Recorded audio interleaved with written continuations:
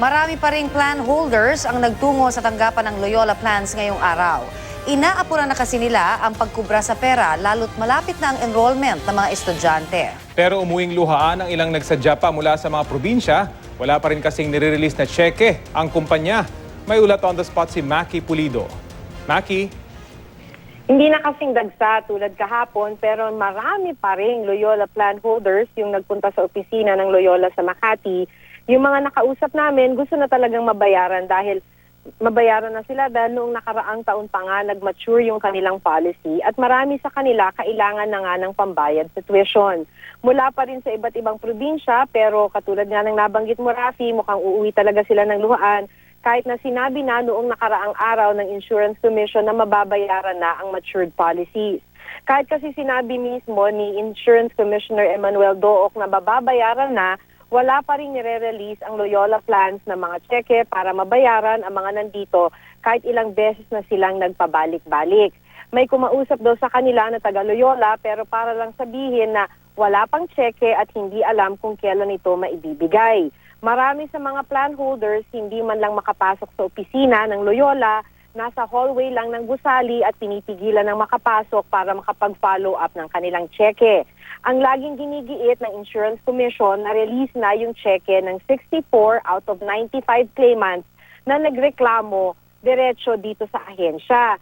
Kaso hindi lang naman 95 ang matured na policies at naghihintay ng bayad sa kanilang puhunan. Kaya nga dagsa ang plan holder sa opisina ng Loyola. Ang lagi nating tinatanong, simula pa kahapon sa Insurance Commission, kailan na ngayon ang payout dahil hindi na nasunod yung unang pahayag ng Insurance Commission that, and I will quote, Loyola will now start paying off claims. Hindi na ngayon masabi ng Insurance Commission kung kailan mababayaran ang matured policies na kliniklaim ng policy holders. Sa text message, sinabi ni Deputy Commissioner Dennis Puna na based sa kanilang record, may sapat pang pondo ang Loyola para bayaran ang claims ng mga policies na nagmature na. Kaya hinihingan din daw nila ng paliwanag ang Loyola kung bakit hindi nababayaran ang mga claims. Ilang beses na naming tinawagan mula pa kaninang umaga si Attorney Benjamin Tanedo, tagapagsalita ng Loyola, pero hindi siya sumasagot sa tawag at sa text. Connie, Rafi? Maki, wala bang inanunsyong hotline man lang ang Loyola para naman maiwasan na itong ganitong dagsa sa kanilang opisina dahil para na rin sa kapakanan ng Loyola ito para hindi na sila dinadagsa dyan at mas maganda sana yung linya ng komunikasyon nila sa kanilang mga plan holders? Ay naku Rafi, wala nga eh. Wala nga makausap na staff. So ang nakakausap lang ng mga dumaragsa dun sa opisina ng Loyola ay yung kung sino yung nagbabantay ng pintuan. At walang nakalagay doon na information kung ngayon siswertihin ka at nakipagsiksikan ka, nakapasok ka doon sa loob ng opisina, doon ka makakausap nung isa sa mga opisyal ng Loyola. Pero wala ring binibigay na ganyang information. I've been asking the claimants na lumalabas ng opisina ng Loyola. Ang sinasabi lang sa kanila, iwan ninyo yung phone number ninyo, kami ang tatawag. Wala ring date, walang hotline na ibinibigay, Rafi. At Maki, mukhang nakakainit ka ng ulo dahil pinagsasarahan pa ng pintuan at talagang walang kumakausap sa kanila. Ito yung nakakasama lalo ng loob, hindi ba? Anong sabi ng mga nakapasok doon at nagbigay ng kanilang contact numbers so hindi na sila babalik? Ano pa ba yung further instructions sa kanila? Alam mo, wala eh. Ang sinasabi lang sa kanila, leave your number, tatawagan namin kayo kung ready na ang cheque. Ang problema kasi, Rafi, matagal na nilang ginagawa ito. Last year pa, may mga nag-mature ng policies, ilang beses nang nagpabalik-balik mula pa sa ibang probinsya, itong mga claimants, to follow up pa on their claims. Kaso, wala talagang nangyayari. Yun yung problema dyan. Walang kumakausap sa kanila. Well, kanina may mga nakausap na ilan kasi may mga sinerteng nakapasok doon sa loob ng opisina. Pero wala pa rin yung nagpapaliwanag kasi nasabihin na ito kasi ang problema doon, may mga nakausap tayo na binibigyan sila ng petsa, bumalik kayo on this date. Pero babalik sila, galing pa sila sa ibang probinsya on the date that were given to them. Pero pagdating nila doon, wala pa rin cheque. Yan yung mga nakakausap natin at ilang kaso ng ganyan, simula pa nung Lunes, ganyan na yung mga pare-pareho ang kwento nitong mga claimants, Rafi. So may promise naman pala pero hindi tumutupad sa kanilang pangako. Dahil ba dito, Maki, may narinig ka dyan na nag-iisip na mag-file na ng kaso dito sa Loyola? Class suit siguro ng grupong tila niloloko na ng kanilang pinaglagakan ng pera. Wala pang ganyan, Rafi. Kasi ngayon, alam mo, ang pinaka-concern nila ay yung makakuha ng payout dun sa kanilang talagang pinuhunan.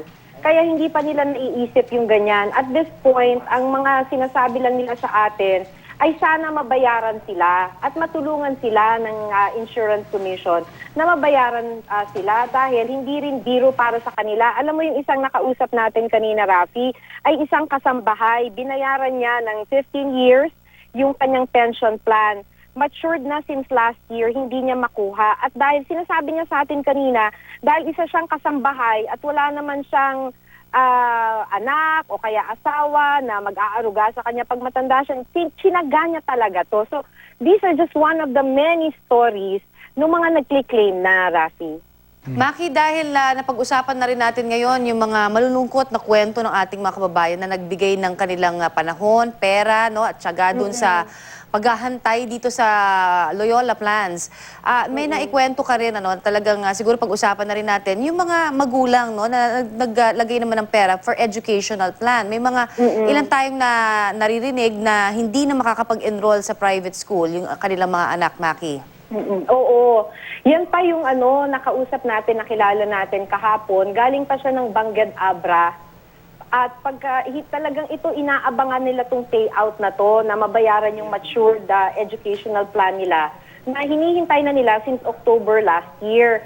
So talagang naka-enroll yung kanilang mga apo, dalawa raw ito, sa isang private school and they've been waiting for this. Akala nila binigyan sila ng date na April 19 ng Loyola for the payout. Pero pagdating nila doon, kahapon, wala naman palang mabibigay na cheque sa kanila. So, ang mangyayari dito sa mga batang to, kinikwento sa atin nung mga taga-Bangged Abra, talagang they will be forced na to enroll sa public school kasi hindi nahahabol yung pang-enroll nila dun sa pribadong school na pinapasukan nila. Nakakalungkot, talagang dugo at pawis nitong mga nag-enroll. Kung baga ng kanilang ang pinangpuhunan dyan Maki, kahapon dun sa yung report, meron tayong nakita na taga-Insurance Commission na nagsasabi na ibigay lamang ang kanilang pangalan sa kanila at tutulungan nila makipag-ugnayan ang mga ito sa Loyola Plans. Ano ba ang update doon? May nangyari ba na sistema na mas maayos? Obviously, nakikita natin hindi singdagsa,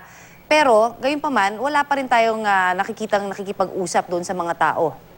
Oo, sa Loyola, parang wala talaga Wala talaga. Ang sinasabi ng Insurance Commission, that was Attorney Joan Castro ng kanilang Public Affairs Office, ay may nag-set up kasi dito ng help desk dito sa may Insurance Commission para dun sa mga nagki-claim. Kaso ganun din kasi yung proseso. Pag nag-claim ka, kung mag-claim ka, pupunta ka rito, kukunin lang nila yung, may isa-sign ka lang na documents to claim, pero magko-coordinate pa rin daw, the way I understood the process, co-coordinate pa rin ng Insurance Commission sa Loyola Plans for the payout. So kung nakapag-claim naman na sila sa Loyola, hihingin pa rin naman daw ng Insurance Commission yung mga dokumentong i-sinubmit from Loyola. Tapos, ang promise lang naman nila is they will try to expedite the process. Kaya nga kahapon ko pa sila tinatanong. And I understand na may help desk dito, tapos mag-claim ka rin dito, katulad ng prosesong ginagawa sa Loyola. Ang gusto lang naman kasing malaman nitong mga plan holders, kailan yung payout. Kasi hanggang sa ngayon, yun yung wala talagang malinaw na sagot. Alright. Naku, sana nga mabigyan naman ng atensyon talaga etong mga claimants at hindi biro na hindi pa sila nagpapakita man lang dyan o nakikipag-usap o nagbibigay ng kanilang sistemang maayos. Maraming salamat, Maki Pulido.